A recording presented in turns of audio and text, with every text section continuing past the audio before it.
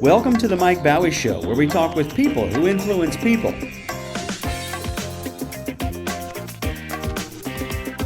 Welcome to the next episode of People Who Influence People. My name is Mike Bowie, your host, and I have a pretty dynamic and wonderful person sitting here with me, and I'm excited to talk with her. Angel Magasano, with Little Black Book, among other things, is here and very graciously showed up with her lovely daughter today, which was a nice surprise. So we're going to get her involved too. Little did she know she was going to be on a podcast today. So I'm welcome, sure she's Angel. very happy about that. Yeah, welcome to our show. Thanks for having me. So, well, thank you for being here. And the first question, and I don't think you've listened to any of these episodes yet. The first question I ask everybody is, what's it like being Angel Magasano? I don't ask them that name. I ask them their name. What's it like being... Yeah, wow, that would be a crazy question to give everybody. So what's it like being Angel Magasano? I think it's probably would be surprising to a lot of people that I live a very ordinary life. I have 2 children that make me very proud. They don't live in the area, so they don't live in the state. So they're seeing them as a treat. Having her with me this morning is a treat. But I think what people see online or what their fantasy of what my life looks like is very different than what my life is. I enjoy a traditional home life. I like to be home, homemade dinners. I like to have dinner with Joe, my partner, every day. He and I enjoy things like watching Wheel of Fortune. He and I enjoy reading together and journaling and puzzling and playing games and cooking. We have a lot of interests. We love to travel. But really the day-to-day life is pretty basic, I guess. We go to work, we come home, we have dinner, we decompress with some giggles on the television, Right. And we get up and we do it again. Nice. In terms of what it feels like to be me, it feels fantastic because I feel successful in my professional life and I'm fulfilled by that. I have a healthy interpersonal relationship with Joe. I have very close relationships with my children, and even though they don't live in the area, we speak frequently. So I feel pretty fulfilled. You said something that was interesting to me. You said you feel successful. What's that mean to you? What it means to me is that I am filled by my passion and my purpose. So I have a mission and a passion, and I do things every day to bring those to life. It is very much the cliche that if you do what you love for a living, you never work a day in your life. I really enjoy what I do. A lot of days I feel like I'm playing pretend, like I would when I was a child. I'm pretending to work, but it's not pretend. It is real work, but it's so much fun for me that it feels like it could be a make-believe situation. I was talking with a very successful friend of mine the other day. This guy's really super successful, and he says, it's crazy because I still have imposter syndrome. I still feel like it's not my life. Like, why do I get to do this? I don't deserve to be in this position. Mm-hmm. Do you feel like that? I think everybody suffers with imposter syndrome. I've done some research on it recently because we're really trying to find an expert who can speak to imposter syndrome. We have so many women that I'm engaged with who suffer from that, and I understand it. But I don't know that I suffer from it as much as some other people claim that they suffer from it. I feel like I work hard and I deserve what I've accomplished, and I'm proud of what I've accomplished. And I've had a very interesting life, and I've done some fun things. But I don't feel like on the inside that I feel like I'm something that I'm not on the outside. I'm a what you see is what you get type of person. That makes sense. I guess, imposter syndrome, people feel like maybe, I've read up on it, and I think I probably suffer from it to some degree, That surprises me. Well, coming off of growing up on a farm, literally, the dirt poor story, true story for us, and not being that way now. But people feel like, well, I don't deserve this, or maybe I don't feel like I've worked. Some people say I don't feel like I worked hard enough to get this, or some people might say that I worked harder than this. I should be farther along, but we all suffer from some sort of neuroses or another, right? Well, yeah, that's true. I mean, I think in women suffer from body image neuroses that drive other confidence issues or insecurities. So I understand. As a guy, I can't even imagine. I mean, I guess maybe that's not fair to say, but I've recently lost 20 pounds. And I chose to lose 20 pounds because I felt fat. I didn't fit in my clothes, and I had limited wardrobe, and I was tired of wearing the same stuff, and I was tired of being tired. So make a plan, lose some weight, right? But I didn't feel like it was an image thing for me. You know what I mean? So I don't know what it's like for a woman to feel a body image issue.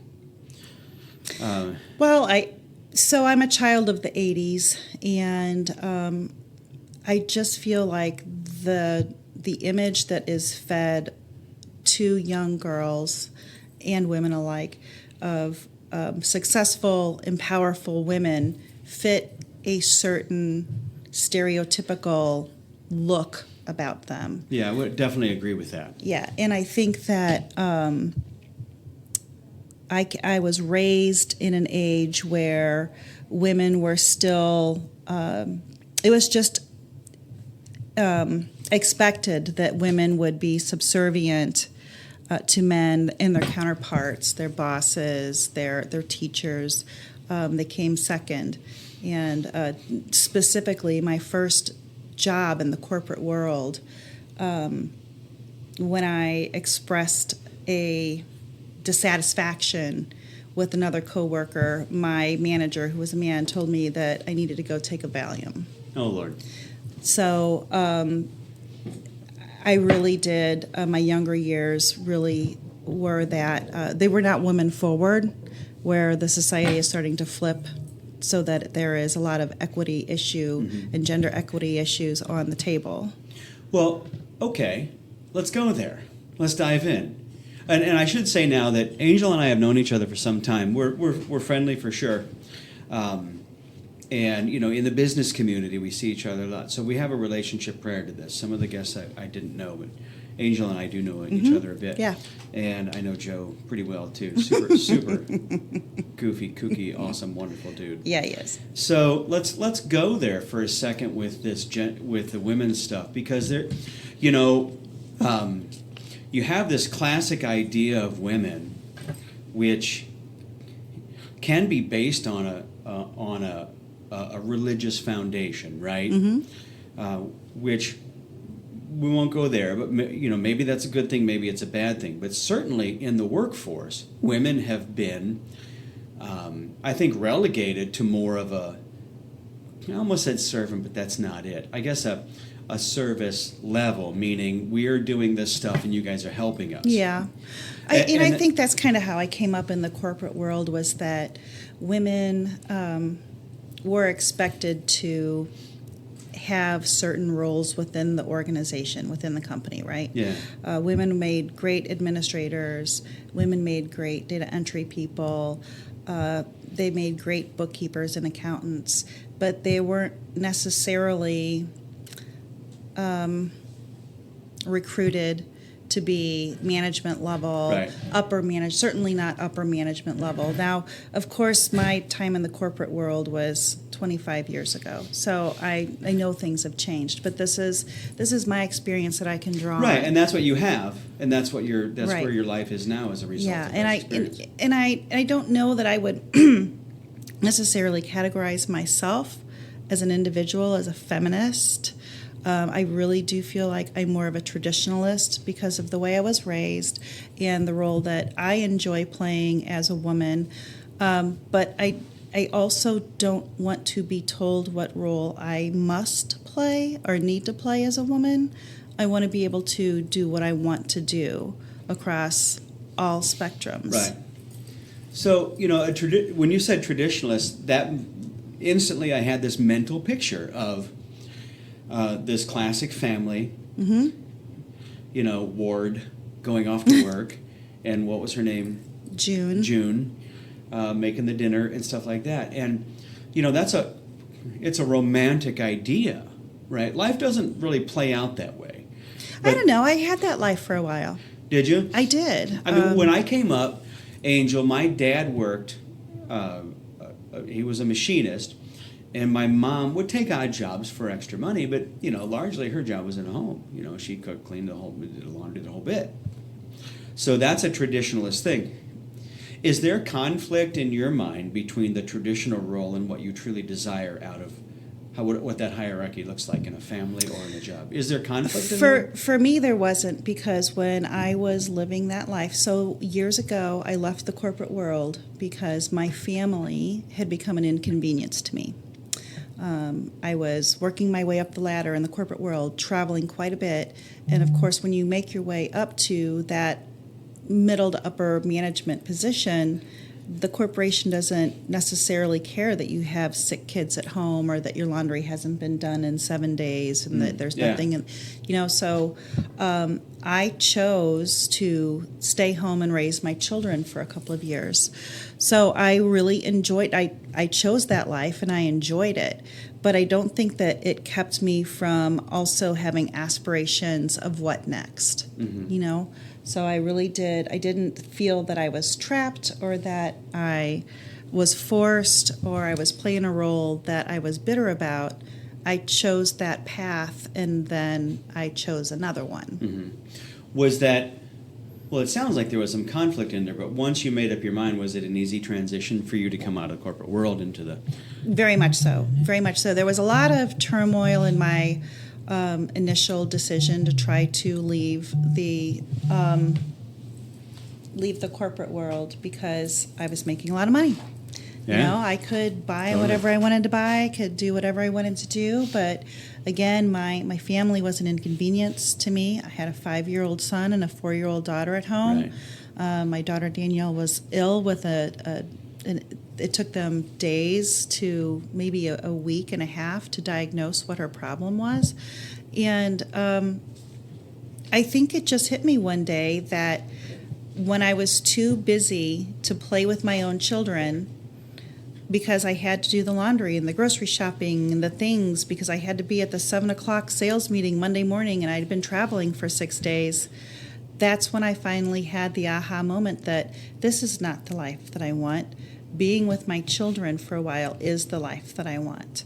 And so I did sacrifice the money and all the things and all of the ease of life that comes with having disposable income to be at home with them right. for a couple couple of years. It got hard. Yeah. It got hard. Yeah.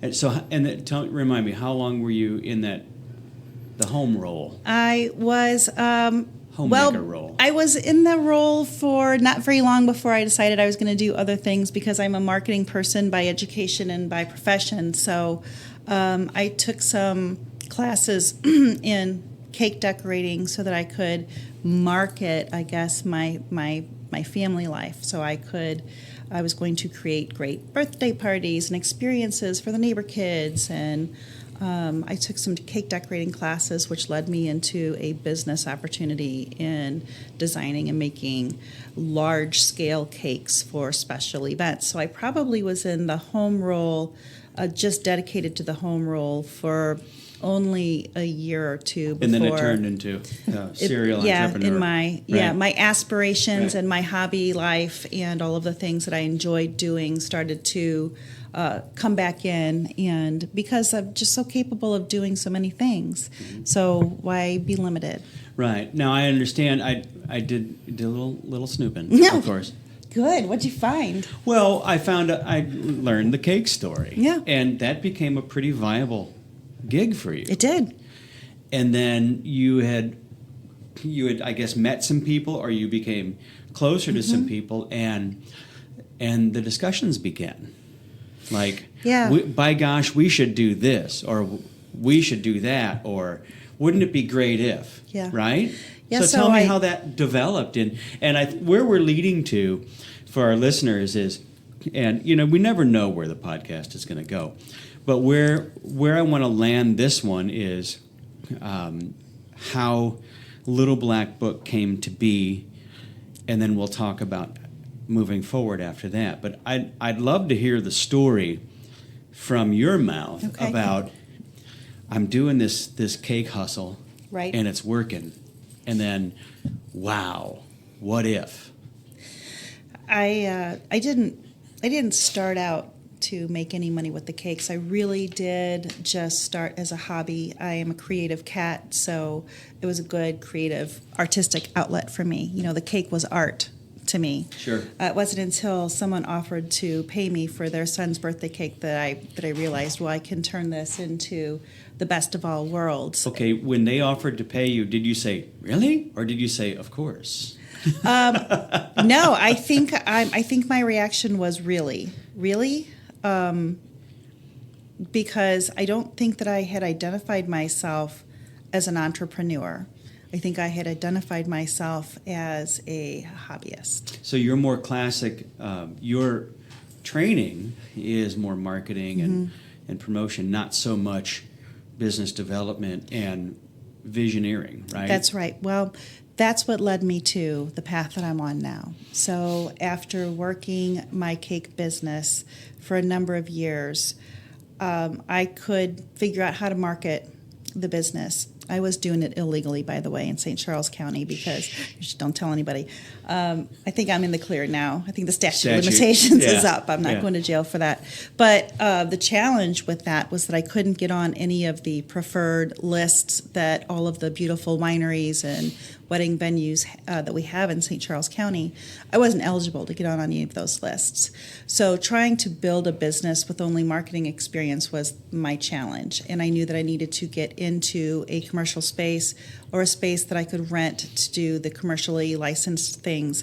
And those are the things I didn't know how to do. So did you have any level of business acumen? I would say very little. Okay. Very little. Marketing was my gig, and I stayed in that lane. Well, you're a highly capable person, and you have an IQ. And I know this because I've heard your vernacular over the last number of years. You have an IQ. So I know that you're someone who says, I'm going to do this and it'll be done, But did you ever think that you would, side question, sorry, I see squirrels.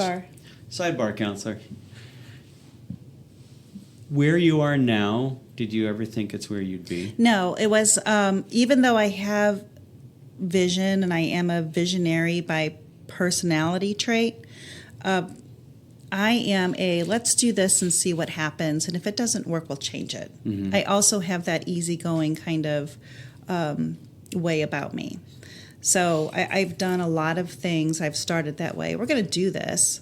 We can spend 3 years planning it, or we can just do it, and if it doesn't work, we'll change direction. Right. And I think I incorporate a lot of that in what I do, even still today. We had conversations earlier with staff about 2023 and plans that we thought we had ironed out that may be changing and shifting. So I do have that philosophy of let's do it, let's get it started, and if it doesn't work, we're going to change it.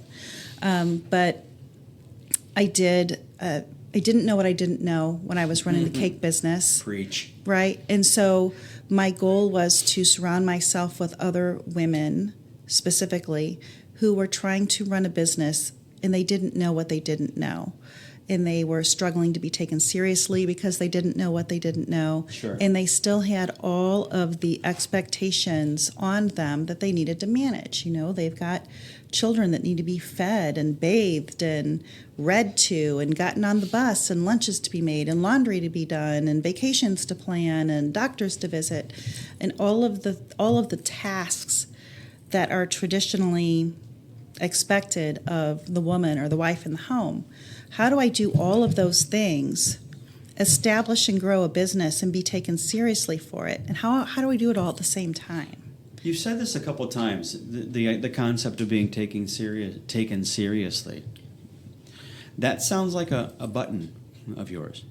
Yeah, I think it probably is a button, and maybe for a while. I just know, there are certain things that happen in your life that you can point to.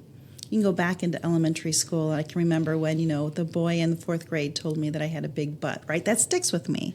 I can remember everything about that. So there are certain things that stick with me.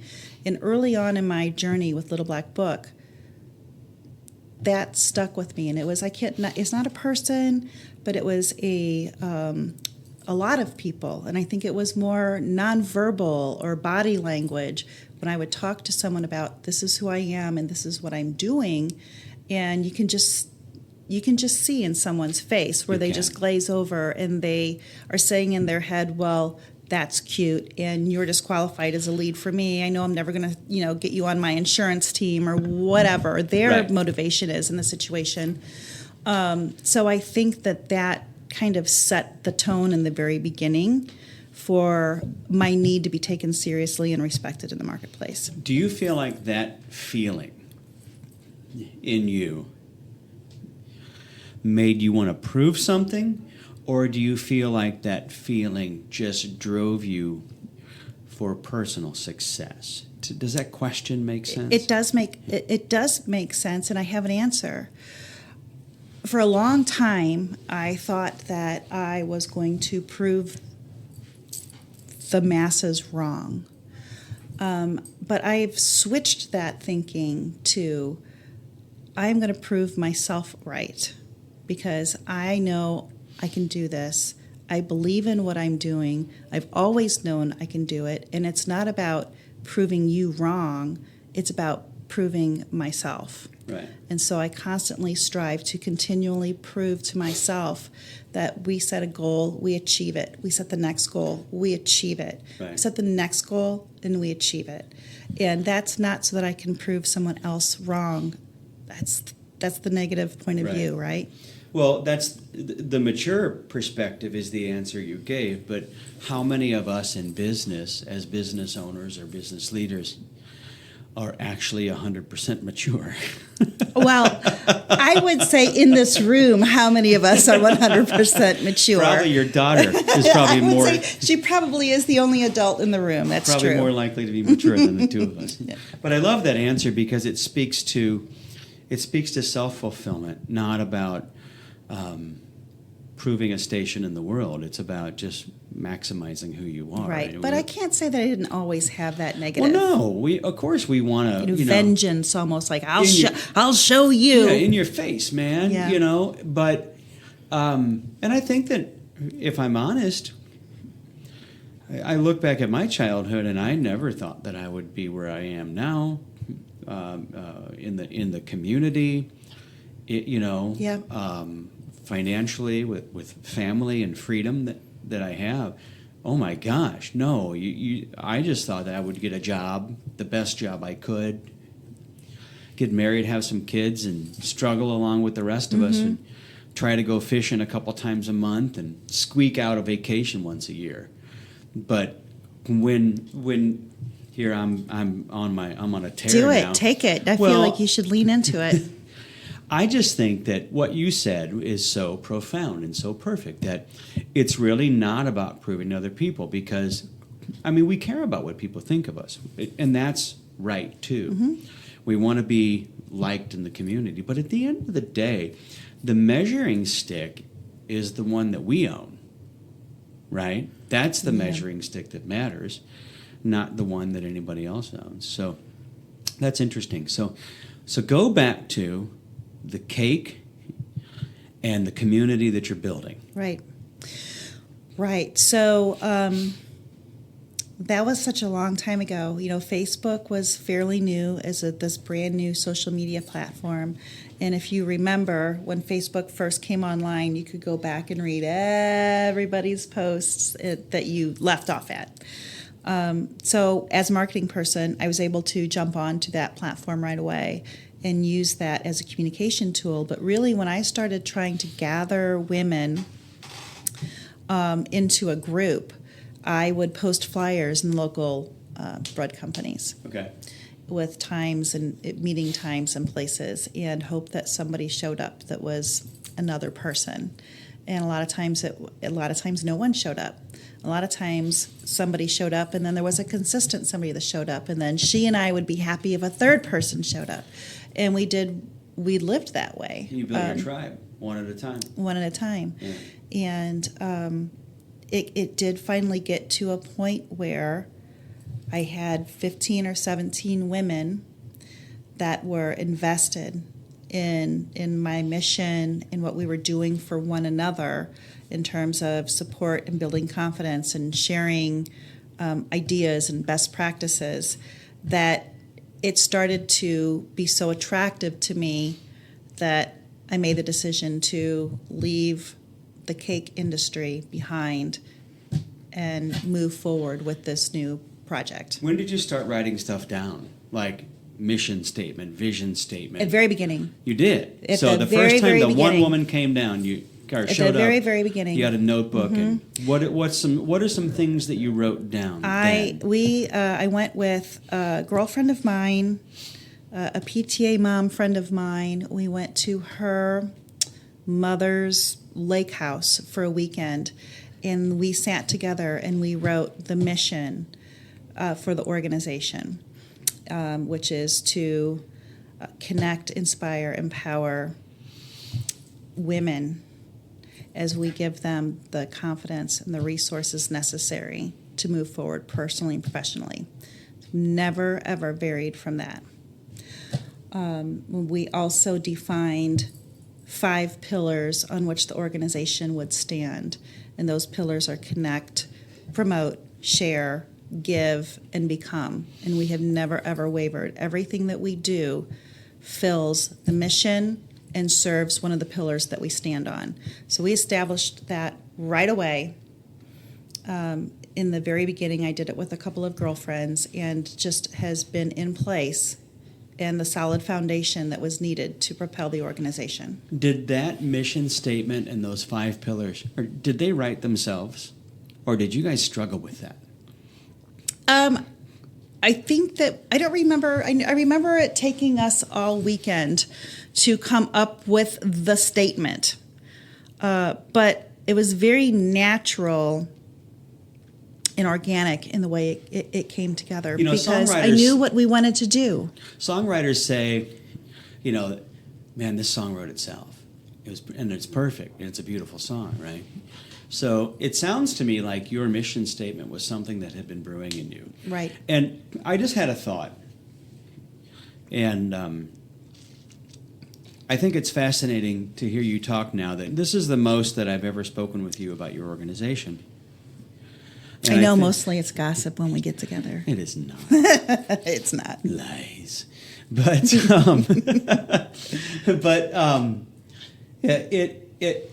it's clear to me that your organization is not about men, and it's not a man haters club. That's right. It's not about men at all, is it? No, it's not. It really is about tapping into the unique qualities that women possess and the unique ways that they communicate and conduct their business. But you're right that just because it's tapping into those qualities, it does not discount the men that are so constant in our lives, right? It's not a one or the other. I think that, and boy, I'm really getting down in the weeds here, but I love it down there. I think it probably came out of the hierarchy that men built.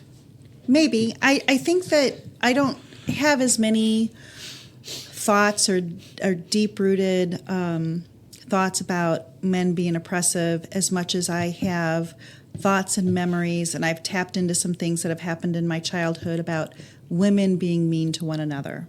Okay. So it's really more about that, I think. Do you think that unhealthy marketing, unhealthy branding in our world today is created by men or women? Marketing towards women. I don't know that I'm in tune enough to answer that question properly. I do think that my opinion of some of the marketing is mine, and I think that it's okay for the marketing to shift to hit the different target markets, right? And I do feel like women can be empowered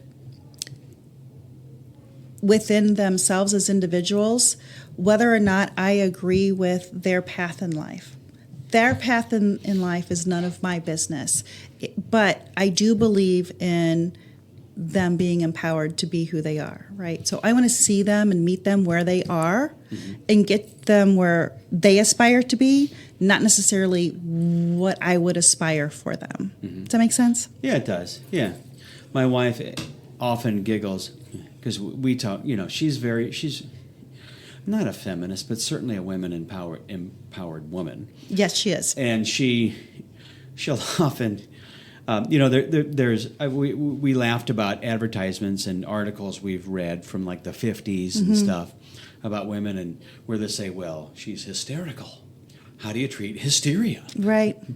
So now here it is 50-something years later, my wife will say, well, clearly I was I was suffering from hysteria. Yes. You need to fix me. Right.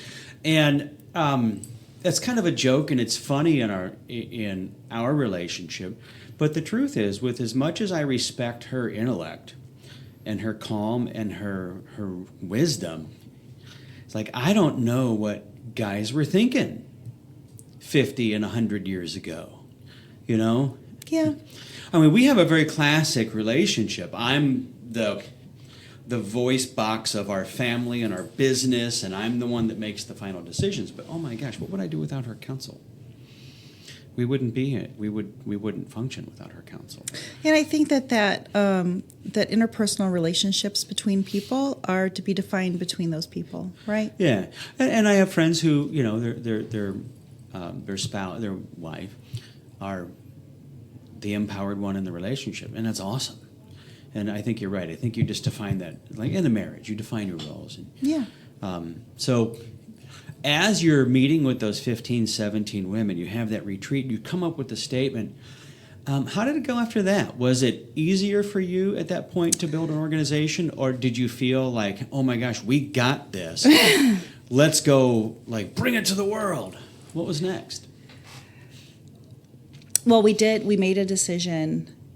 I forget the year, but we made a decision that we were going to take our flagship chapter and split it. We were anchored in Wentzville, Missouri, which is western St. Charles County, and we were going to split between western St. Charles County and eastern St. Charles County, which was pretty daunting because I wasn't integrated in eastern St. Charles County, and I was very integrated in my own community. And it was almost like going into a new world. And let me tell you, if I had to detail all the missteps that were taken in the past 10 years, we wouldn't have time and nobody would be interested in listening. But I think that with any business, you hit those highs where you think, we got it. Now we've got it. We have the secret sauce. Mm-hmm. And then a minute later, you're like, oh, what the hell just happened here? I thought we had this all figured out, and now what? So I think that now, being 400 plus members strong and spanning 5 counties in the region, I think we still have those highs and lows of, yes, we have this mastered, and oh, what do we do next? 400 people is a significant organization. Yes, it is. Especially when it's concentrated in a geographic region. Mm-hmm. Now, granted, we have several million people here, but 400 people is a powerful group. How do you feel about that? About having 400 women engaged? Empowered. Empowered, but also committed to the vision that you made some 10 years ago. Yeah, let me tell you, trying to put my thoughts together in the cohesive, because now I had about 20 of them all come at me at once.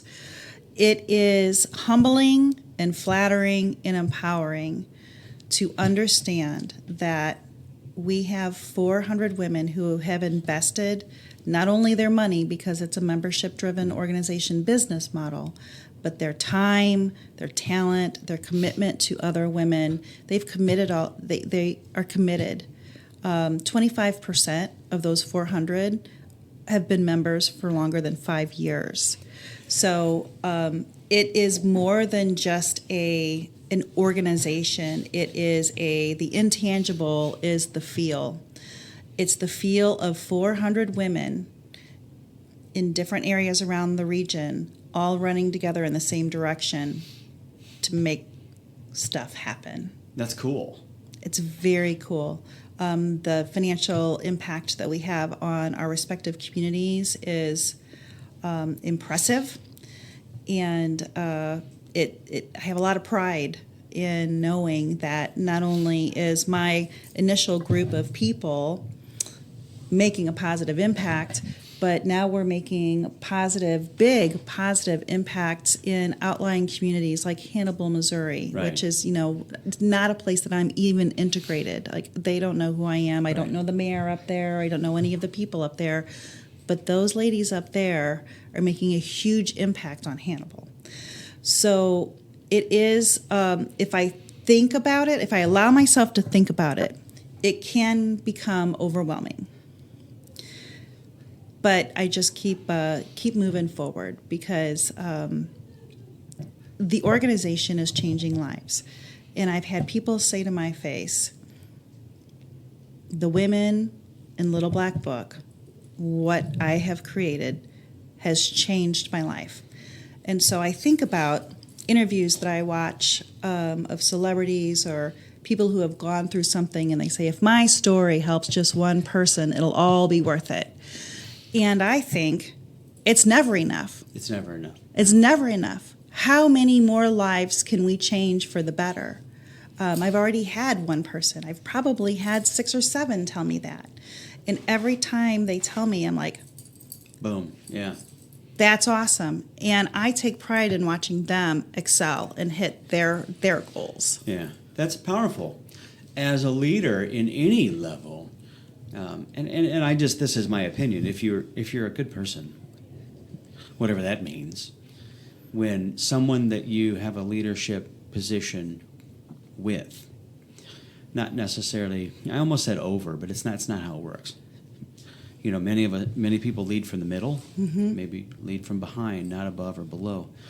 But when you're in a leadership role and you get that affirmation that you made a difference, man, that's gold. It is. That's it wealth. Is. And that's the wealth. I lead from the heart. I'm always going to lead from the heart. Like I said earlier in the interview, what you see is what you get. I'm pretty transparent with everything. But yeah, it is powerful to watch this happen. And what's fascinating, this is guys from a leadership perspective. When it's fascinating to me, when I think about our members here in our center, in our business, when they want the best for you as well, and they start celebrating your success. Yeah, they feel a part of it. They feel a part of it. Mm-hmm. Like, I remember setting a business goal. And like you, I'm very transparent here. I tell people in our centers that, look, your monthly memberships are what pay for our food, our clothes, our vacations. That's why you go into business and start living. So when you pay your monthly membership here, some of that goes to rent, some of it goes to my wife, some of it goes to my kids' college, some of it goes to, our vacation. So no lack of transparency there. But when I set my first business goal, meaning a financial goal, and I hit it, and I bought myself a thing. I bought a new motorcycle. I'm like, I hit the goal, I'm buying the thing.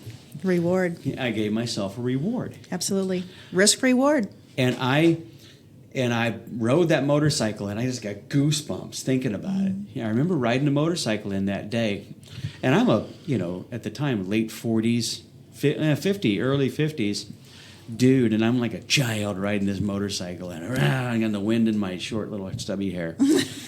And I pull up, and there were some members there, and they said, nice bike. And I said, thank you.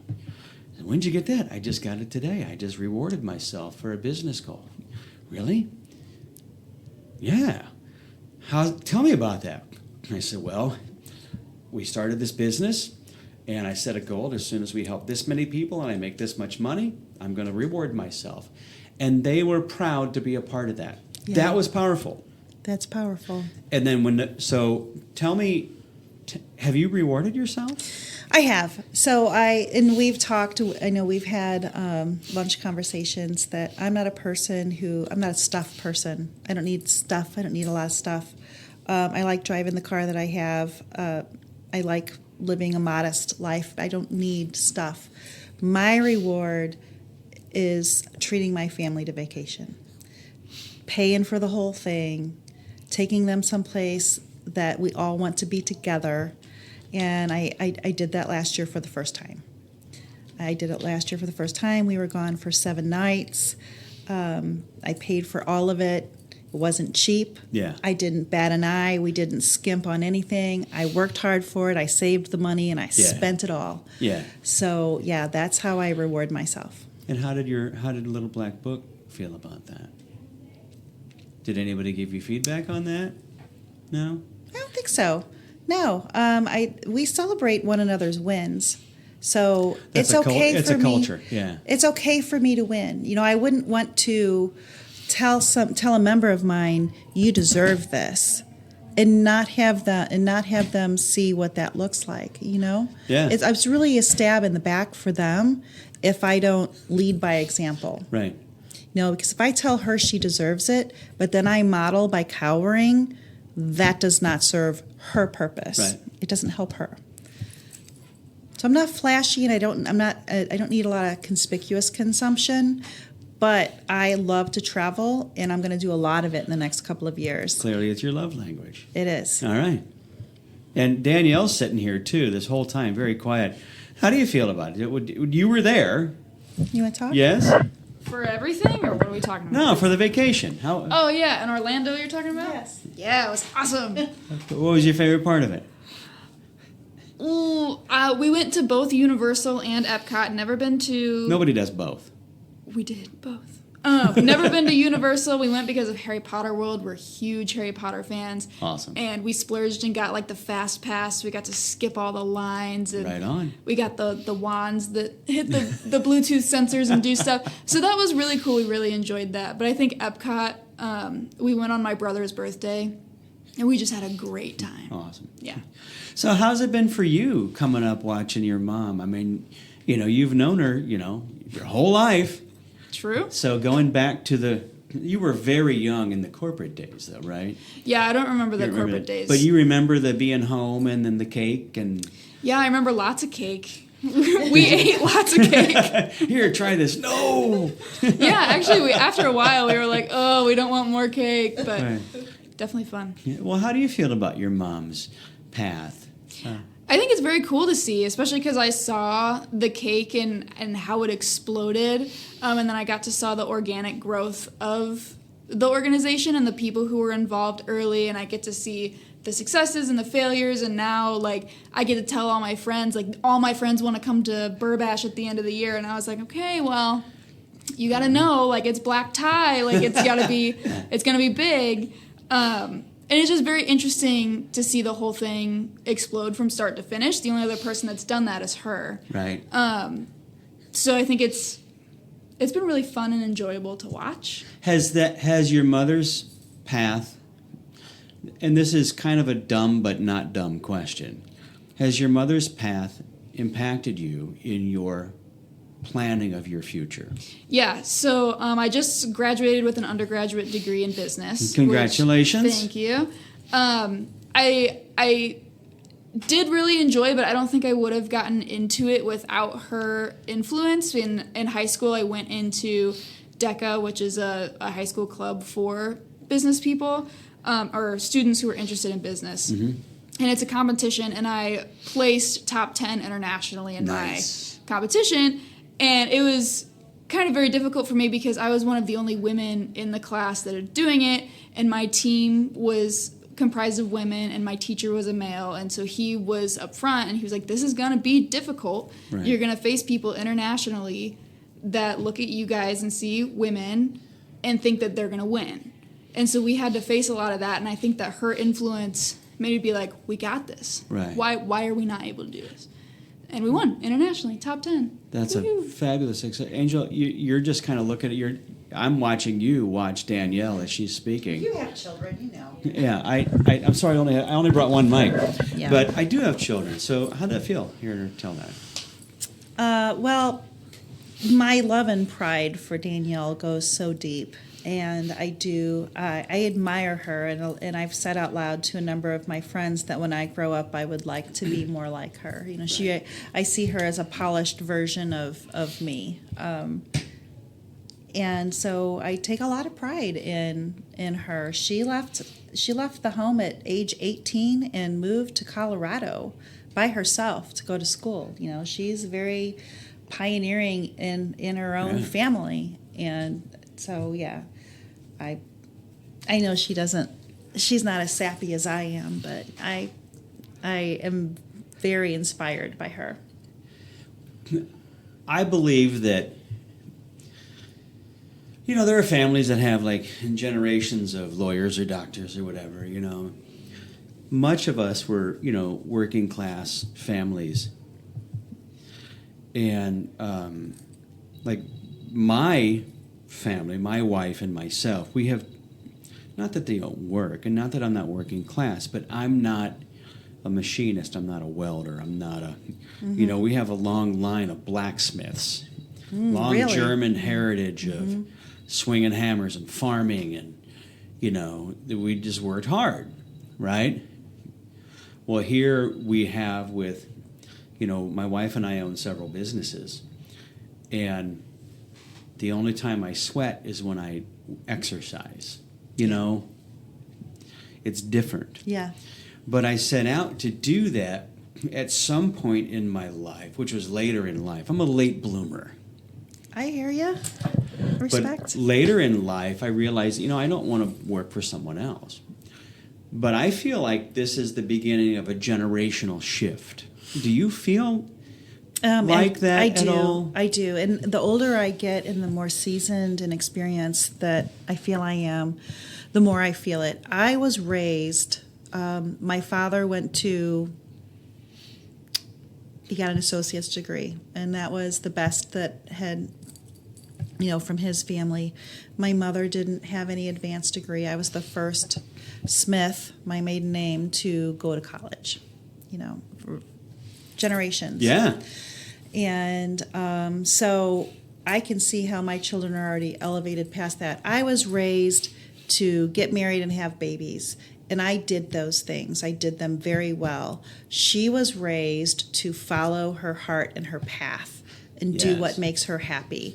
And now I have enough experience to understand that I, too, can follow my own path and make myself happy. Right. You know, I don't have to fall in line with my parents' expectations or society's expectations.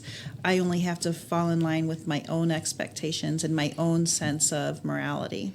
In leadership education that I've surrounded myself with, there's an idea that only 5% of the people will be, quote unquote, successful. A certain amount will, you know, because we're taught, you know, we're not 18. I know you're only 29, but Yeah, almost. I'm almost 29. you know, we were taught, you know, I mean, college was always an option. I went for a year and I dropped out. I loved high school. I hated college. And at that point, it was just, well, you know, go out and get a great job, advance, go out and get a job. And so many people just, you know, they wander. Maybe they go to college, or maybe they get out and they go to the military and get out. And then it's like, well, hey, they're hiring down at the plant. You know, it's $20 an hour. Oh, that's good money. And you get on and you get some benefits, and then you get your job, and then you go home, watch TV, you buy your boat, you get the condo down at the lake, and boy, you got it made. And that's it for the next 50 years, I have a right? lot of friends that live that life. And you know what? I mean, I have to say the truth is there's nothing wrong with that. But that's not enough for you and me, is it? Yeah, it's not my path. It's not. And it's not, you're not a materialistic person. And I'm not talking about acquiring the big house and the big cars. And although I'd really like to have an Aston Martin. I'm just putting that out there. Well, you have to put it out in the universe. Anybody listening now, I'm interested in an Aston Martin. So the 95% of the people will kind of follow that path. The 5% will realize that there is a path for you, your path. And you need to find it. Mm-hmm.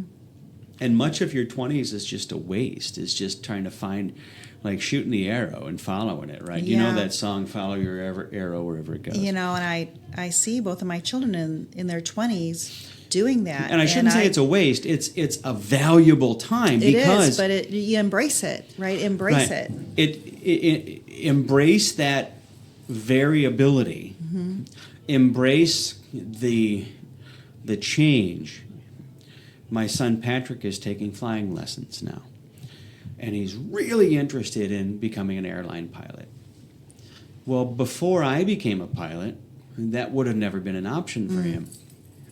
How exciting is that, right? Yeah. And like you mentioned about Danielle, her options are different than had you stayed housewife, which you would have been a tremendously successful housewife. I was the best. Right, of course you were. You love your kids, you teach them, you train them. I was good at it. But look at the doors that you've opened. And I think that what her generation has that maybe I'm still trying to learn is that you don't have to pick a journey and stick with it. You can continue to change your mind all the time. You know, as an example, my son, who's going to be 25 soon, he left the home at 18 as well, moved to Nashville. He has a degree in sound engineering. He's now just working a job so that his partner Meg can get her graduate degree from the University of Wisconsin. When she graduates, he plans to get a degree in education so that he can teach music history. But before he does that, they plan to take 90 to 120 days off after her graduation and backpack through Europe. Bam. And we never would have done that, and I. Never, ever, because I was raised to get married and have a family. Mm-hmm. I was not raised to go explore the world, my sexuality, any of those things. I was, and I did what because I'm a compliant person. I'm a rule follower. Yeah.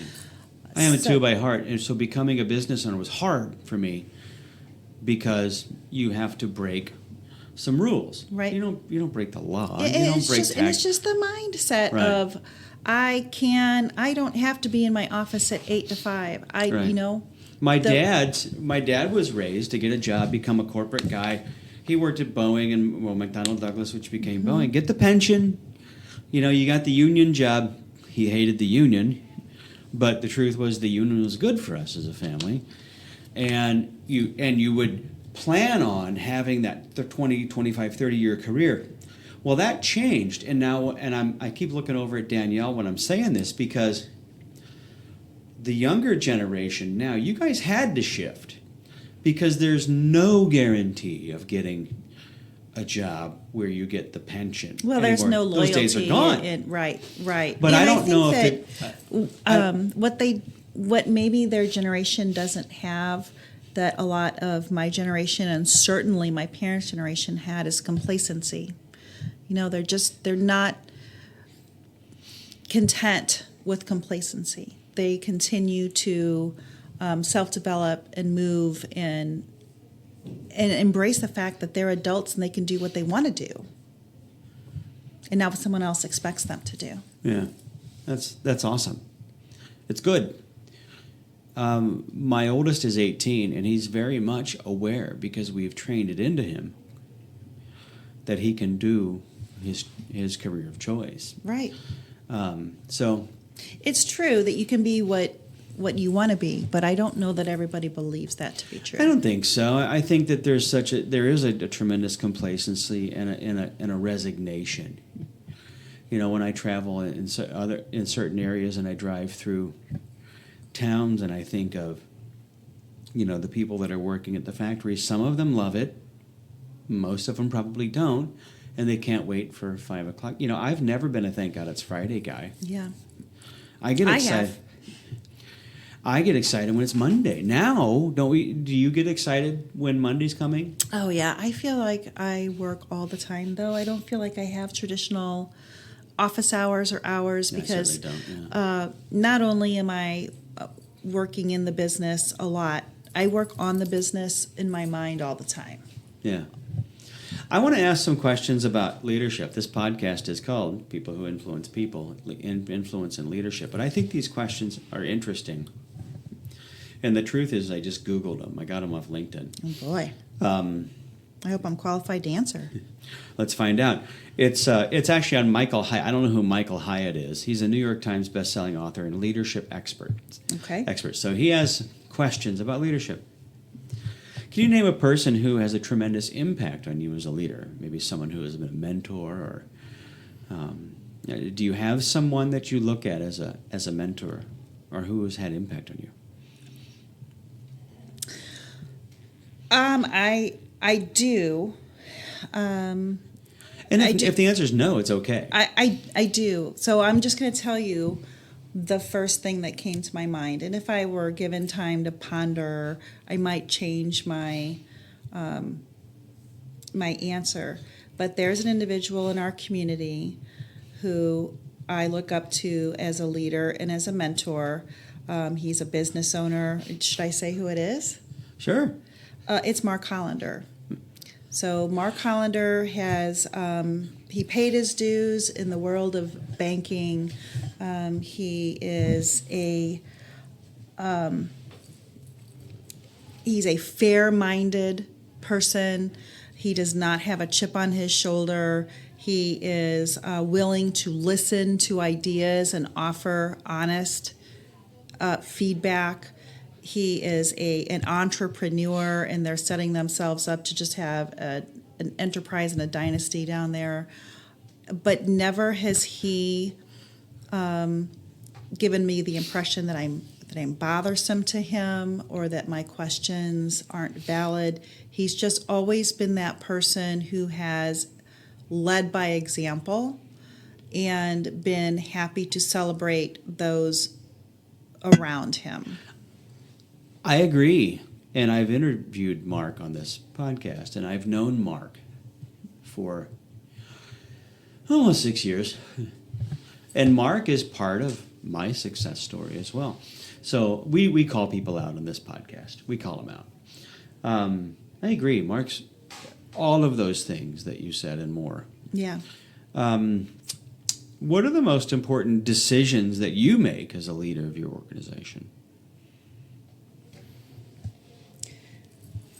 The most important decisions that I make, I think, are for the better good.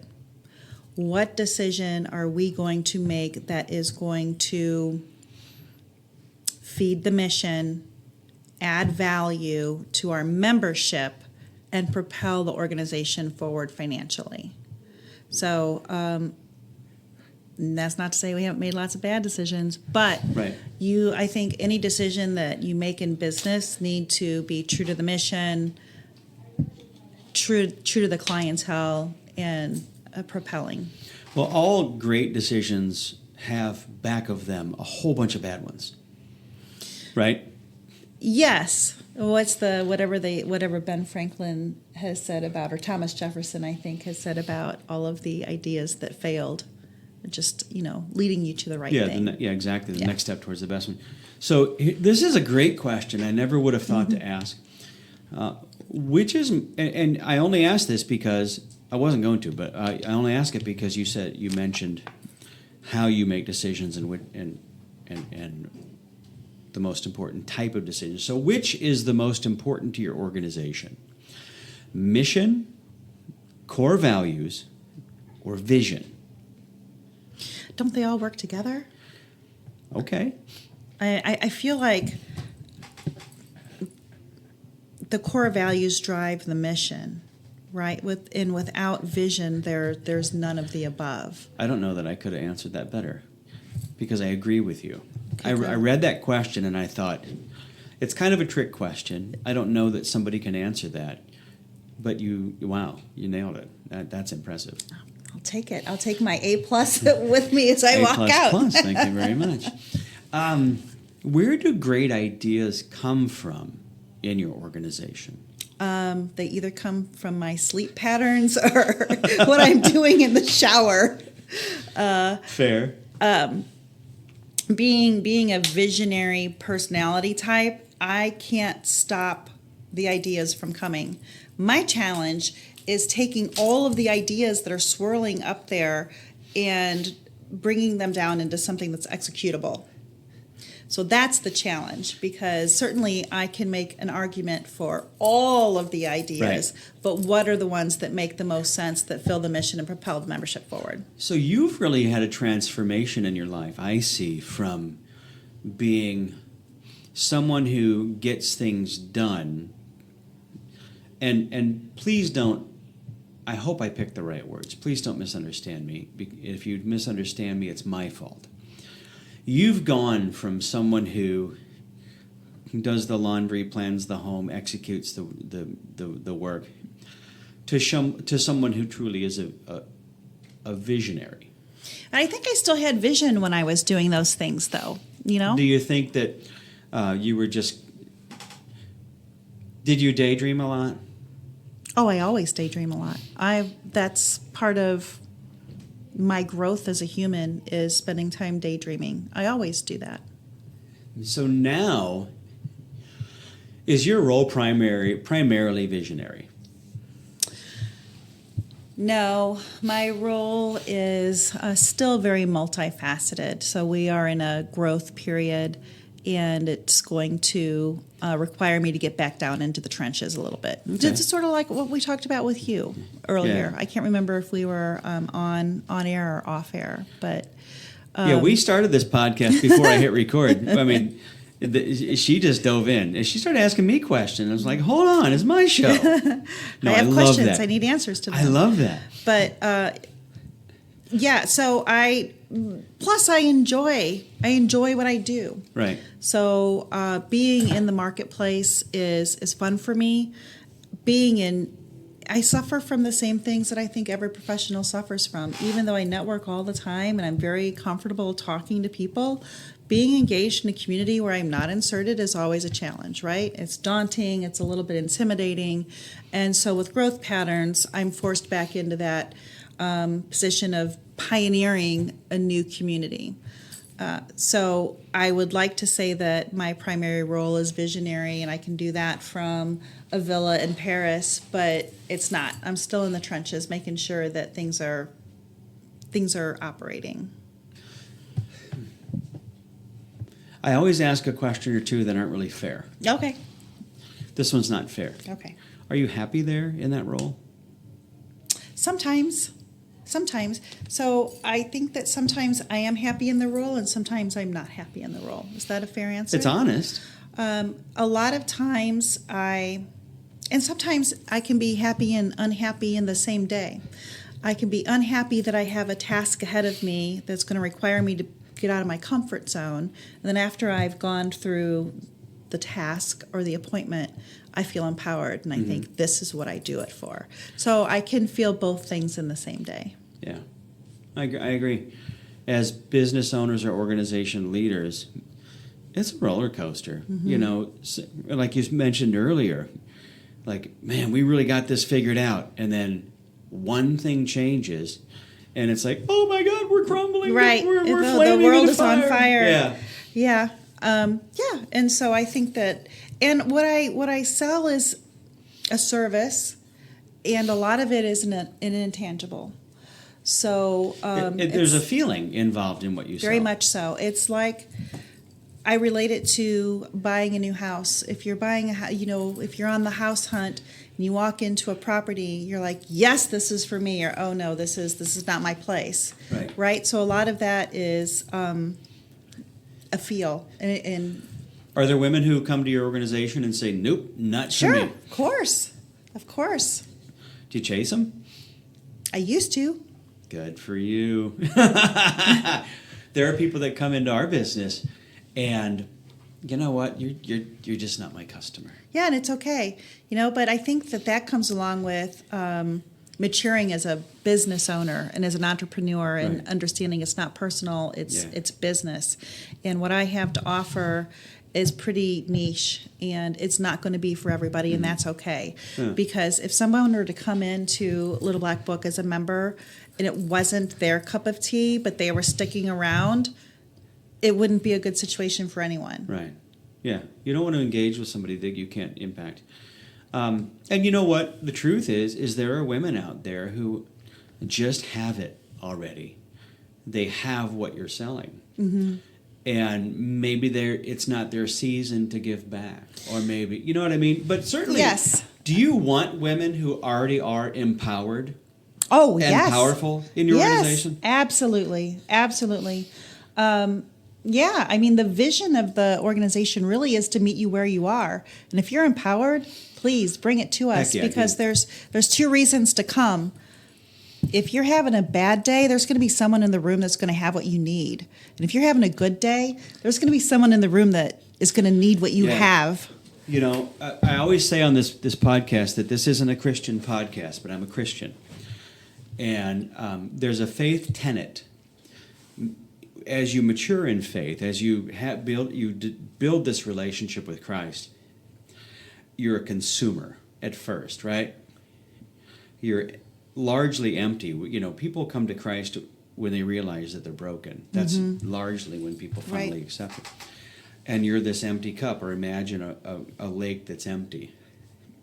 They begin to fill up, right? And you begin to mature in faith. And this is simply a business analogy as well, because faith and business are wonderfully in tandem. So the river starts to fill up, and you begin to grow in faith, and you start to learn some of those things about how to be and what your role is in life, and your special gifting, your superpowers, right? And you're full, right? If you don't give it away, Right. you're going to be stagnant. That water And will... it's wasted. The water will begin to... Think about ponds and lakes. They begin to grow algae. Mm-hmm. And unless it's a healthy ecosystem, the healthiest ones have a healthy spillway, right? Mm-hmm. It comes in and it goes out. Yes. That's the only way. So if you take in your organization, if there's a powerful, healthy woman who says, "I want in," what's your first thought?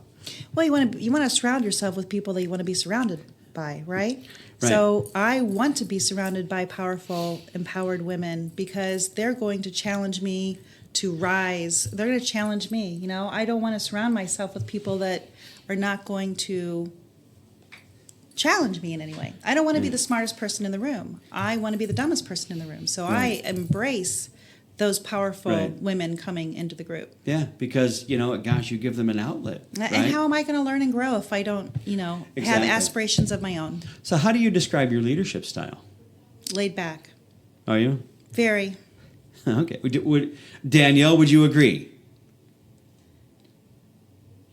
She's really looking for the words. You're so on the spot. I love it. Yes and no. I think that sometimes you can be very laid back, and sometimes you're like, this is what I want. Execute. Yeah. And but deliver. How do you feel about that? Do you feel that's leadership, or do you feel that's Yes. I do too. Yeah. I'm glad you said that. Because you can be laid back, but you know what? Sometimes you have to let things develop. In our organization, I love it when people make decisions here. When our managers here say, "Mike, I want to do this." That's great. But I like it even more when they say, "Mike, this is what I've done." Mm-hmm. Right? Right.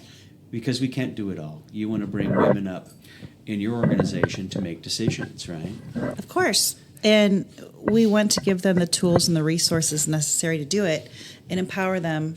I don't want them to feel like mom's always looking over their shoulders. Right. I'm not a micromanager. To Danielle's point, we have expectations, we have goals, we know what needs to be done, make it happen. Do you spend time on personal development? Yes, I do. You mind sharing? Sure. What you do? Sure. Well, I read a lot. Thank you, by the way, for the book. Oh, you're welcome. I spend time journaling. I spend time in quiet meditation. And I also invest in business self-development with a business strategist. So having somebody who is outside of my staff who I can ask, their opinion on strategic moves is empowering. And a lot of it lies within, of course, and she always steers me back to what is within and just being bold enough to pull it out. Yeah. Business coaching or that type of oversight that you're mentioning, man, I just think that if you're a business leader, a business owner, and you're not paying for a coach, Mm-hmm. I think you're missing I've heard out. it for years, and it is. I've heard it for years, and I think when you're dealing with independent business owners, where every single nickel counts, people do not see the value. They can't justify the value because they can't see the forest for the trees. Right. And we're trying to help select women, understand their potential by introducing them to those services, and we're seeing great things from them, But it takes again. It's a mindset. It's I don't deserve this. I can't afford this. Sometimes it is a scarcity mindset. Yeah. But yeah, and further into my self-development, I also feel that theater, art, travel, all of those things are so important to me as an individual in terms of my own self-development and the development of my children. For example, like when my kids were little, I wouldn't bat an eye about pulling them out of school for 3 days to take them on a trip somewhere to the Rock and Roll Hall of Fame in Cleveland, because I know what they're going to get in terms of experiential education. My wife does that. I would never have thought to take my kids out of school for something. Like I did perfect attendance. That was a big deal to me. I was proud of that. And then my wife one day, she's like, "Well, I want to go visit my mother. I'm going to take Kathleen out of school." I'm like, "The heck you say?" She's like, "What do you mean? It's school." Yeah. I'm like, right, it's school, And she's like, "No, I'm taking her out of school." But I feel like my children have an edge for that reason. Do you feel the same way about your children? Now I do, because of my wife's wisdom. And now, like you said, we don't bat an eye. Taking them to Red Rocks for a concert. Right. We'll take them out of school for that. We'll take them out of school for that. We'll take them out of school for camping. We'll take them out of school for almost anything, because now, especially as a business owner, I understand the purpose of education more than ever. Right. And the education of life. Right? I would say that my children have an edge. They both left the home at 18. They moved to different states on their own to build their own life. How many of their peers can say the same thing? Right. And how many of their peers fall into that complacency? How many of their peers that had perfect attendance can say that they are on a path of happiness, healthy relationships, and productivity in life? Right. Right. And how many can say that my mom is the leader of a 400 strong... Well, I know two that can. I know two. Yeah, when the kids say things to their friends that, they'll never say them to you. Right. But when it gets back to you that they say, like, that they said something in school about they're proud of what their parents have done, that's a big deal for a parent. That's a big deal. It is. It is a big deal, and I feel like I'm always trying to strive toward that goal of making my children feel proud of me. I know sometimes I think, ugh, they must think I'm an idiot. They must think, what do they think of this or that I've done? But I always, in the back of my mind, I think have that. At the end of the day, I want my children to have a sense of pride in what I do and what I stand for and what I've accomplished. From a perspective of influence, especially in the community, most of the people that I've interviewed, that I've had on the podcast, really don't feel like an influence, Mm-hmm. But I know better because I see what they're producing. Yeah, about the tree by the fruit it produces. Right. Right. So, do you feel like you have been influential? And I want you to be honest. And there's no judgment for pride here, and there's no judgment for lack of it. So do you feel that you've been influential in the community? I'm going to take this all the way back to your Facebook post that you put out when I know that you were starting to curate this idea. It was probably years ago. Long time ago. An influencer is someone who drives other people to action. And I am 110% that. Building what I'm considering an enterprise from absolute zero is just one example. The impact that my organization has had on the Toys for Tots Foundation and how we're able to collaborate with over 120 individual businesses such as your own to collect toys on behalf of the greater good. That's influence. It is. And Little Black Book is the largest contributor? We are and have been for 3, maybe 4 years. We are the largest contributor to the Toys for Tots Foundation in the greater St. Louis area, but that's not where it stops. The Marines we deal with in St. Louis, they service 8 counties in the greater St. Louis area. We also have independent drives in Lincoln County, Missouri, Marion County, Missouri, and Madison, Illinois. So we are actively spearheading 4 independent drives on behalf of Toys for Tots. But the impressive part of Little Black Book being the largest donor to Toys for Tots in the greater St. Louis area is that the greater St. Louis area is the 3rd largest collection in the country behind Los Angeles and New York City. So when you think about the gravity of that, it's very impressive. You start putting the piece of the puzzle together, and you realize, wow, this is impactful nationally. That's huge. Very much so. And I just had a thought bubble, squirrel. How did you come up with the name Little Black Book? It's intentional. So if you go with the stereotypical Little Black Book from the 50s, maybe it's older than the 50s, but it was a man's tool that had his ladies of the night or his, what I would consider... I'm laughing because I had a Little Black Book. Right? It's an address book, right? It's phone numbers. It's your contacts. Yeah.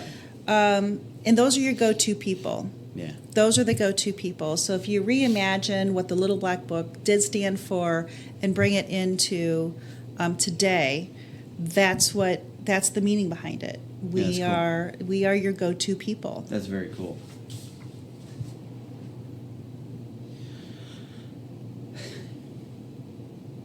Coming up from the cake story, and I know you've mentioned you've always been a visionary to some degree, and I think most people have the ability to vision cast, but not everybody's good at it, and certainly not everybody is a good integrator. You just kind of almost giggled. Why? Yeah. I have good integrators. I know I am a detail person, but it's not my strength. My strength is to see and go. Yeah. There's a classic analysis tool that defines superpowers.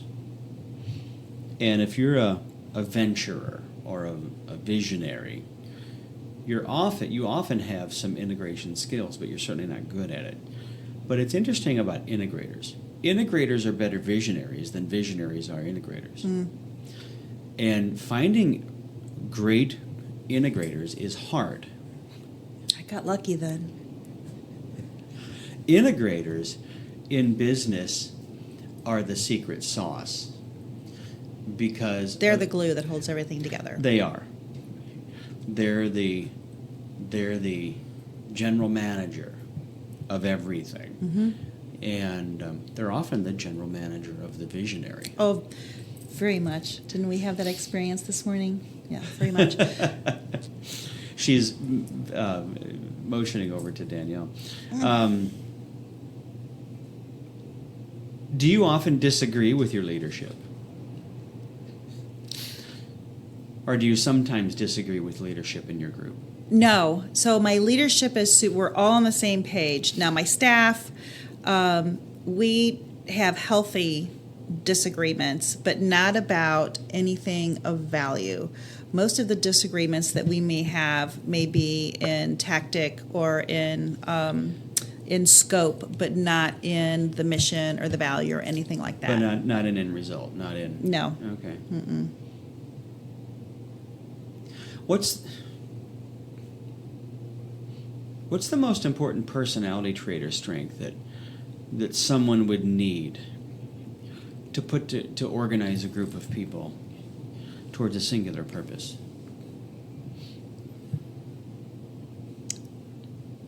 Conviction, persistence. It's a good question. I think that being purpose-driven, passionate, dedicated, unwavering, those are all the skills that you need if you're going to try to influence someone to come your way. You just have to be authentic, honest, and communicative. Wow, I feel like I pulled out all the words. I think you got them all. I think I got There's them all. probably some more we're missing. Probably. Yeah. But no, I think that if I were to put myself in those shoes, I think my best characteristic is my authenticity. And so my authentic need to lead from the heart and have you follow me because this is what we're going to do together and this is the impact that it's going to make, that's probably my strongest characteristic as a leader and an influencer. Often people in benevolent type groups, and I'm saying benevolent type groups because I think Little Black Book has a huge offering to women, a huge give, right? I think it's a big give. It's one of our pillars. It is. So there's a benevolence, giving without expectation of return. But every organization needs to be profitable. If you're not profitable, you're going to die. Yes. And that comes in for-profit or non-for-profit. When I interviewed Barb Griffith with Community Living, we talked about, hey, it's a nonprofit, but does that mean you can not be profitable? Heck no. Little Black Book must be profitable to grow and to thrive.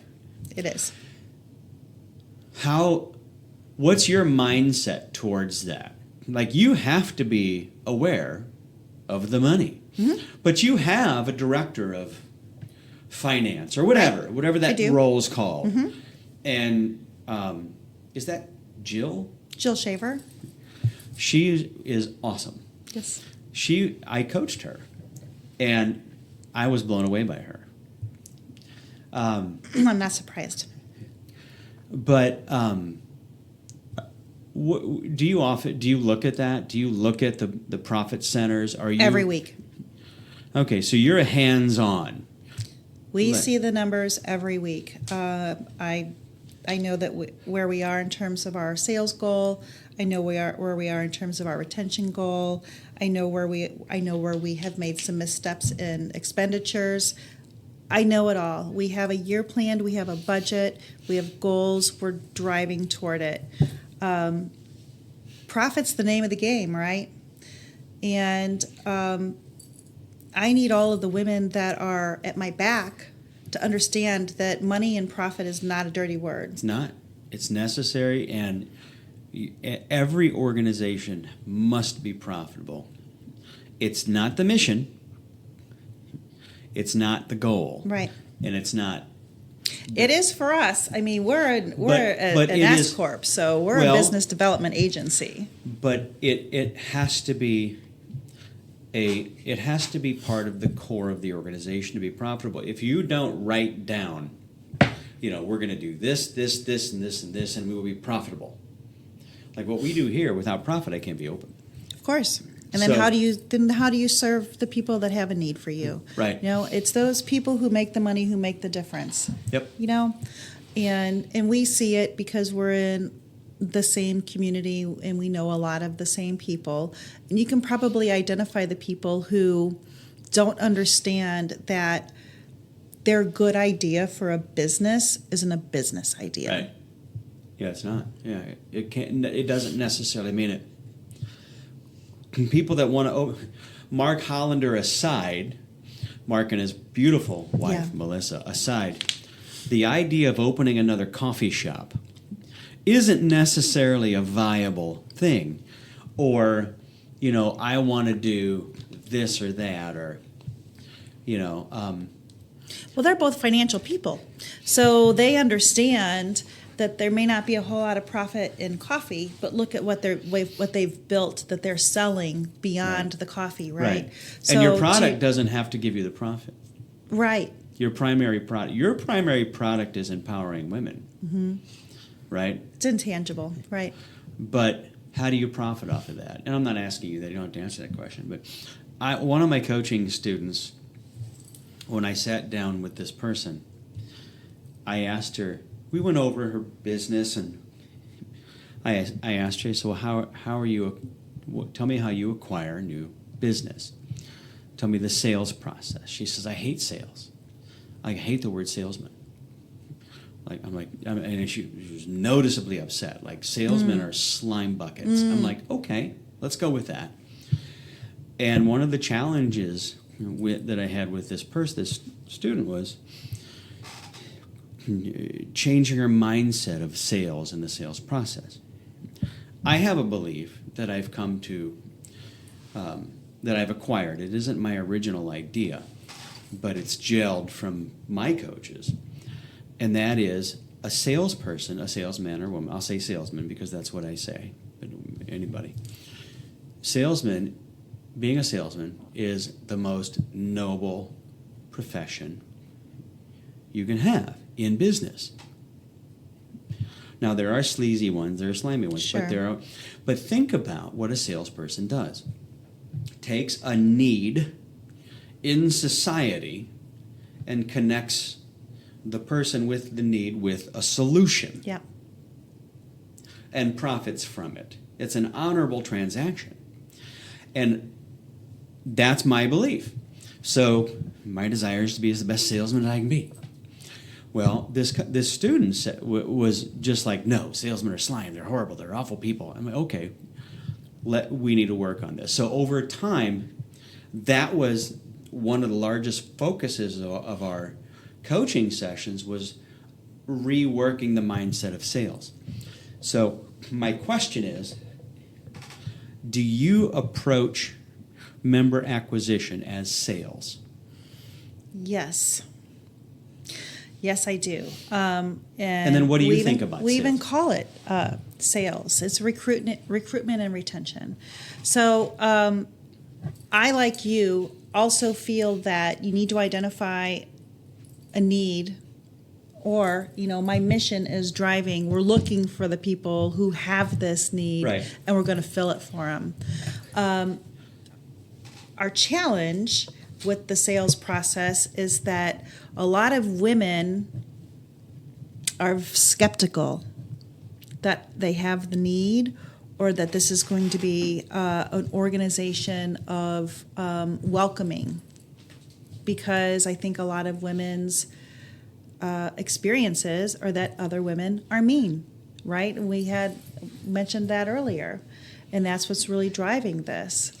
One of the tragedies I think that I see, and it's in men and women, but maybe more so in women, I don't know. I'm not one. One of the tragedies that I see in people is that they don't, like we talked about before, we don't know what we don't know. Like someone who clearly needs something, but they don't know they need it. Right. And I can think back to when I first hired my first business coach, and then I fired him because he was saying things that I had heard on YouTube and that I'd read in books. Yeah. And I'm like, this guy's worthless, and I'm paying a lot of money for this guy. Fired him.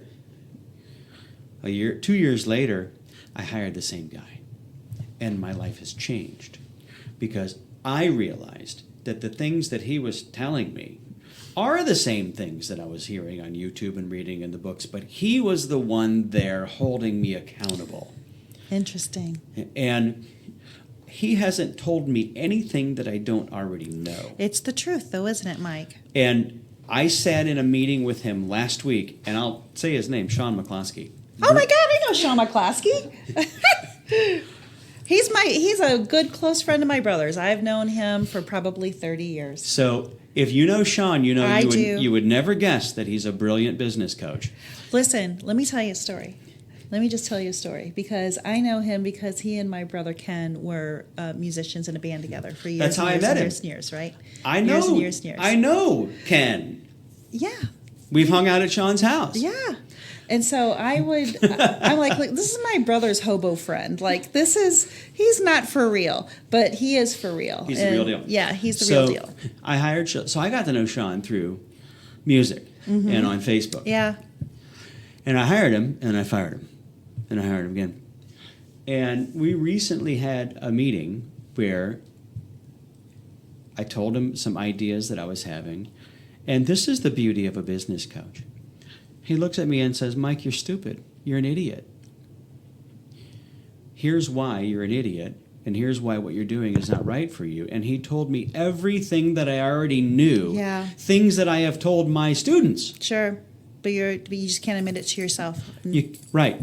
So that's why I think coaching is so important. I think that everyone needs that. That's awesome. You can tell Sean I call him a hobo. He might listen to this one because of that. But so you have KPI in your organization just like every other organization. Yeah, that's good to know. It's interesting. Yeah, and we know when we hit it recently because we've been so successful. We're hitting our monthly KPI and we're exceeding, and the J months are always terrible for us. But yeah, so we have all of that in writing and ready to go, and we know where we stand in all of those indicators. Yeah, I had to bring in a brilliant friend of mine to look at my P&Ls because I'm a numbers guy, but I just glass over at that stuff anymore. My happy place is certainly not there. It's not for me either. Yeah, I just want to know the bottom line. So let's ask some fun questions. All We'll right. wrap it up. Okay. This is a weird question. What do people misunderstand about you most? Do people misunderstand things about you? I think you already, you may have already addressed that. The first thing you said was that how much you like to be just normal home life. But I do feel like what you see is what you get. I push through social media and through my own brand things that I'm doing and things that I'm involved in and things that are important to me. So I don't know that I feel necessarily misunderstood. Fair. Put on a pedestal maybe by some people. Yeah. But no, I feel like I'm a welcoming, approachable person, so not necessarily misunderstood. When you think about marketing and branding, do you think more about business branding or personal branding for your company, your organization? They're one and the same. So I'm sure you can relate to that as well. But yeah, I'm the face of what's happening with Little Black Book. I mean, I know that in some people's phones, my name is Angel Black Book. So it really is one and the same. My character, the things that I'm engaged in, they all need to be reflective of what's happening in the business and vice versa. People want to engage with people they like.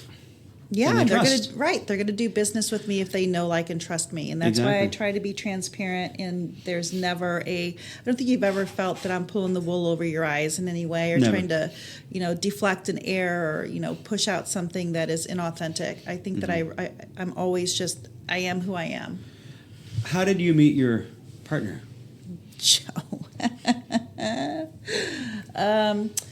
I actually attribute that to a mutual friend of ours. He's a business leader in the St. Charles community. His name's Bob Engert, and he is an Edward Jones financial advisor. And Good guy. he and Joe were college roommates. I knew that. They were college roommates, and Bob told me time and time again, you need to meet my friend Joe, you need to go out with my friend Joe. And I was very much not interested in that. But eventually they both wore me down to a nub as a team, I guess, and the rest is history. How would your parents describe what you do? Do you still have your parents? No, sadly, no. My parents are both deceased. Okay. Do you think that they would be proud of what you're doing? Oh, I had the best parents. I had a good, happy childhood.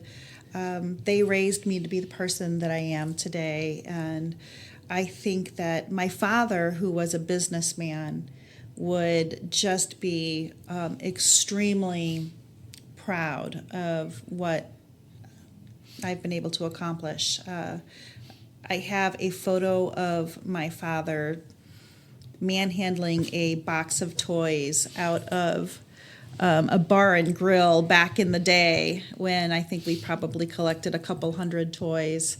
And he would be astounded to see us putting 10,000 toys into the back of a tractor trailer. Yeah. Not to mention the strides that I've made in developing my own business. He was a business owner as well, and he told me always, do not be a business owner, take somebody else's money, it's so much easier. So I think he'd be really proud to see me be successful in entrepreneurship. Are you an introvert or an extrovert? I am a little bit of both. I'm very comfortable, and I enjoy meeting new people and making new friends. But there comes a point when I feel I've been on for a while that I need to crash. So I have both characteristics. Are you able to really turn it off though? Like when you're in your quiet time, when you're meditating, or when you're away. If you've got to take a weekend away, you and Joe go somewhere. You guys travel. Yes. Are you able to turn it off? 100%. You do. I tell my girls all the time, I have no problems leaving the business at the door, because I trust the people that we have put in place to run the business. And let's be honest, I'm not doing medical research to, cure cancer in babies. So there isn't anything that can't be left at the door. Mistakes can be handled. hurtful, but you're not going to, someone's not going to die. Right. What we're doing here is empowering women and getting them the education that they need to succeed. And I've put some people in place that I feel very confident can do that while I'm away for 7 days with my family. And when I'm away, I'm away. You've got a large board on Little Black Book, but do you have a core group? Mm-hmm. I do. Name them. Who are they? Tell me who they are. Kimberly Rupert, who is a contractor for the business. She's our director of administration. She is a virtual assistant. She's the most important hire I've ever made. In 2017, when I hired her, her standards were that she required 4 hours of work at $25 an hour a month. And I was not able to pay myself $100 a month, so I wasn't sure how I was going to be able to pay her $100 a month. But she is definitely my right hand, and she's there. She doesn't blow smoke. I don't have anybody who's a yes person on my team, but she has definitely been around the longest and is the most important person to the business. She is the fixer. She's the person that fixes anything that's broken. The cleaner. She is. She's the glue. She's got all kinds of nicknames within the organization.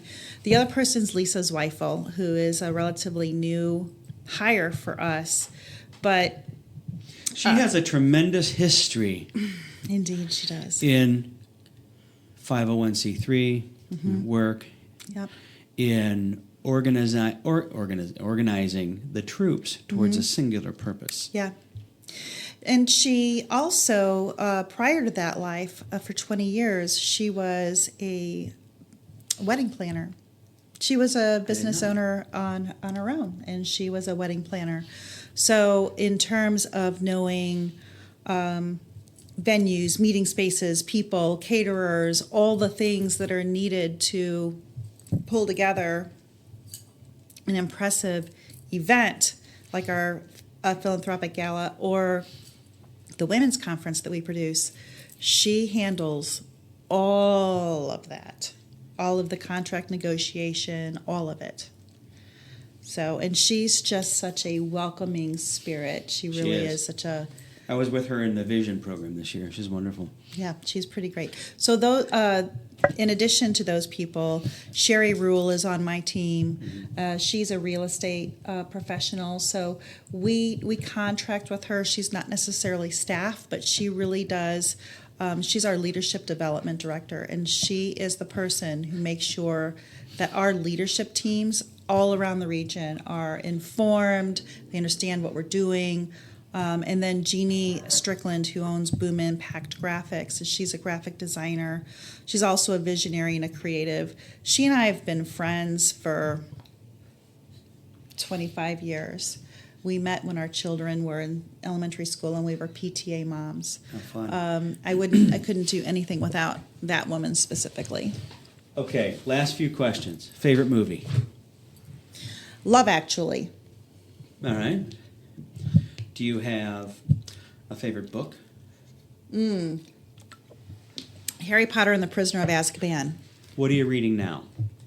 Right now, I'm reading a couple of things. I'm finishing up Huddle by Brooke If you can't Baldwin. remember, okay. It's Brooke Baldwin. I am reading the Chris Voss book, Never, what's the title of that book? It's a negotiating book. Never Settle for the Difference, I think. Chris Voss. Those are the books that I'm reading right now. Yeah, he's the negotiator. Yeah, he's a negotiator. I've got one of his books as well. Who would you have coffee with, living or dead, if you could? Anybody in history? I'd have coffee with Sarah Blakely. She's the founder and CEO of Spanx. And right now... I've listened to her on a podcast.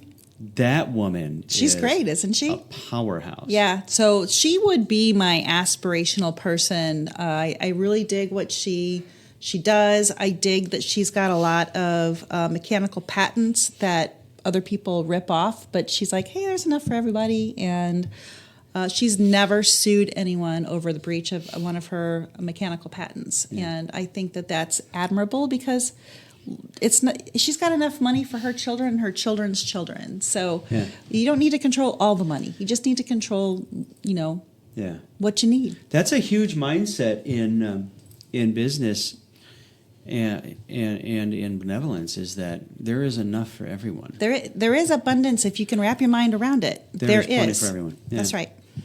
So I always ask, is there anything that you wish I would have asked you? Because I always plan these, and they never go like I planned them. They are always so much better. I guess professionally, I wish you would have asked me about the women's conference that we're producing, because I'm incredibly proud of that. Well, this is going to be on Spotify and all the places later tonight. Tell us about it. We're the Little Black Book's the only organization in the greater St. Louis region that's pulling together a women's conference in observation of International Women's Day, which is March the 8th. We had our flagship conference this year, 2022, and we kicked it off with what I consider St. Louis female business royalty, Maxine Clark. She's the founder and former CEO of Build-A-Bear. You guys... Was this mentioned in one of the magazines recently? It was. Yes, I think I saw that. Yeah. But it was really the objective of the conference is to highlight women in St. Louis, which is our home region, who have really made it to the top of their industry, of their profession, of their business. and they are willing to tell us their stories of misstep and trial and error and heartbreak, and be really vulnerable with the women who attend the conference, so that we can relate to these women that we look up to and aspire to be, and understand that they have the same problems that we all have. Mm-hmm. And it's a matter of mindset and moving past it and positivity to get to where you want to be. So I'm really proud of that production that we're producing, and I'm looking forward to the 2023 event. That's going to be powerful. That's awesome. How many women do you expect there? We are expecting about 250 women to attend our second conference, but our goal is to get to a 600-person conference. Nice. And I know we've gone long, and I apologize in advance, but girls, stop apologizing. We're good. I really don't apologize, I was going to say, because I love this.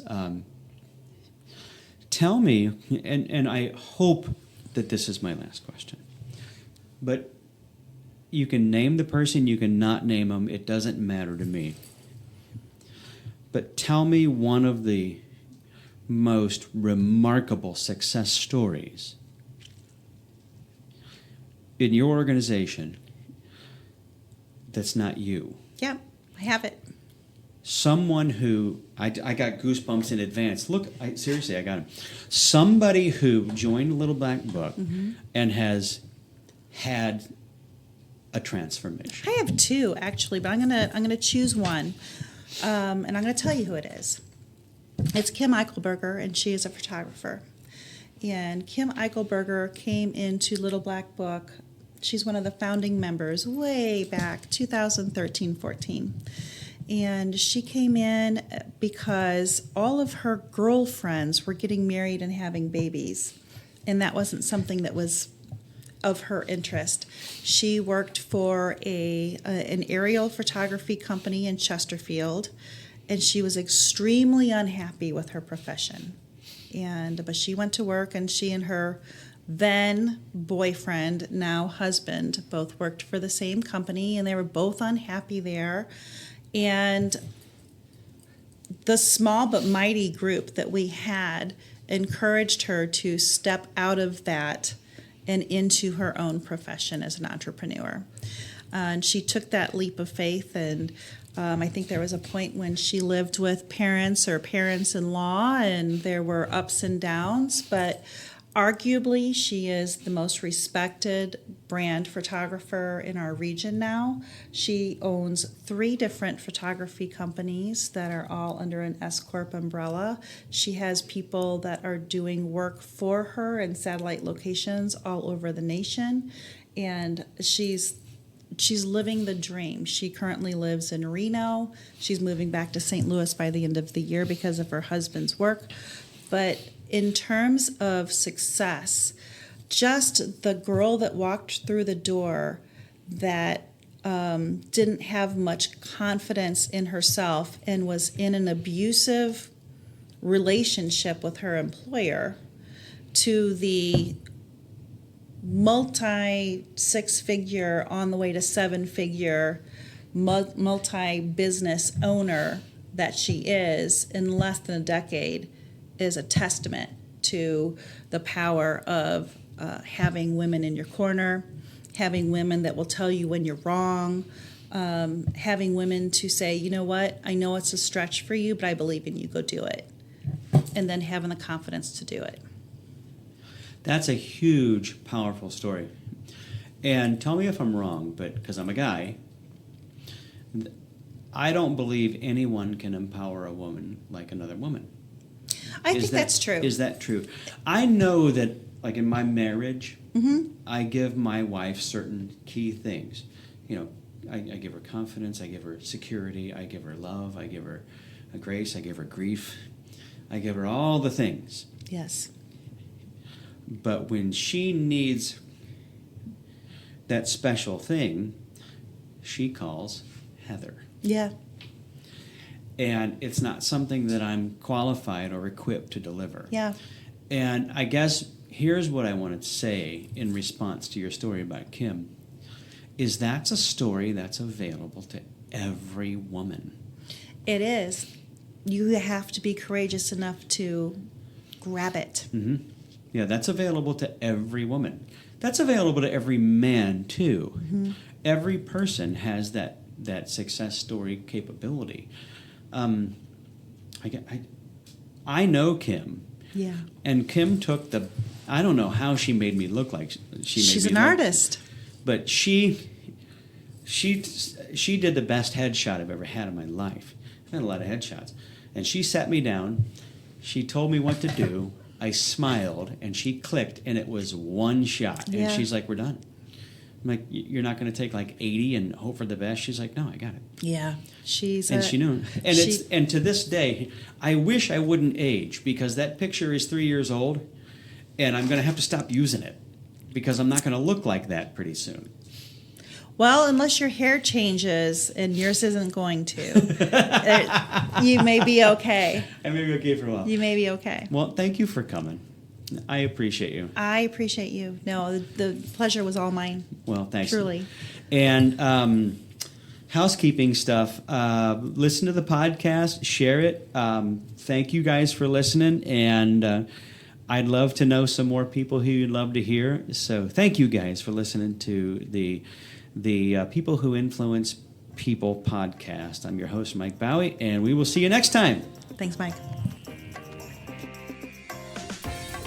Thank you so much for listening. We hope you liked the show. And if you did, please hit the like button and share it with your friends.